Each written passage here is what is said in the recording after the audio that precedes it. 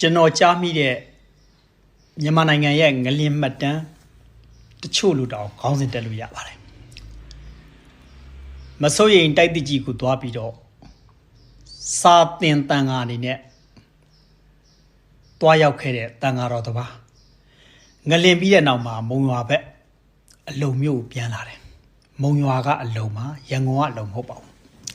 ပြန်လာတဲ့ကဆရာတော်ကားရက်တယ်ဆိုရင်ပဲစီလာတဲ့ JK ကားရက်တယ်ဆိုရင်ပဲဘေးကတခါတခါမတွေကအရှင်ဘုရားပစ္စည်းတွေ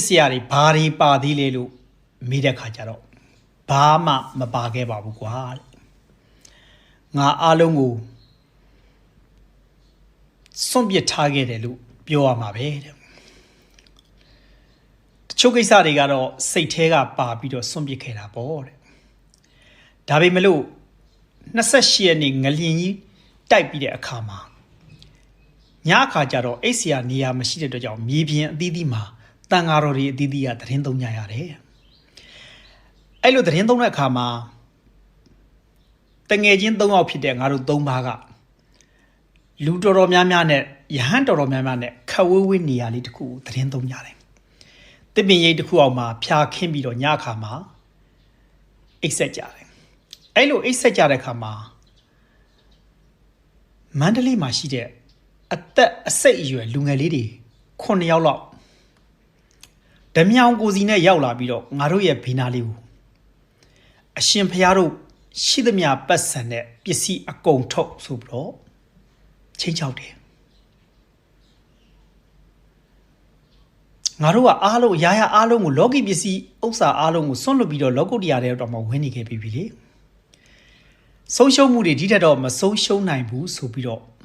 ဘာမှရန်တုံ့ပြန်ခြင်းမရှိဘဲနဲ့ကဲတကားတို့ကြိုက်တဲ့ပစ္စည်းကြိုက်တယ်လို့သာယူရသွားကြဆန္ဒရှိလို့တကားတို့ဖုန်းကြီးတွေကို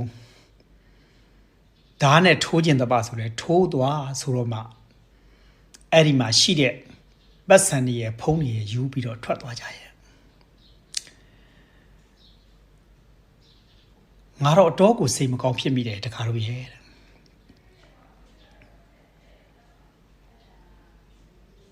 နောက်မုံရွာကနေပြီးတော့သွားလှူတဲ့အလှူအဖွဲ့တစ်ဖွဲ့ရှိတယ်သူကတော့ပုဂ္ဂလိကတဦးတယောက်ထဲကနေပေါ့သူတို့တနိုင်တစ်ပိုင်းကားနဲ့သွားပြီးတော့လှူတယ်လှူတဲ့အခါမှာဟိုဘက်ကိုရောက်သွားတာလမ်းကခရီးကသာမိုင်80ပြောတာအဆင့်ရက်လိုက်နားလိုက်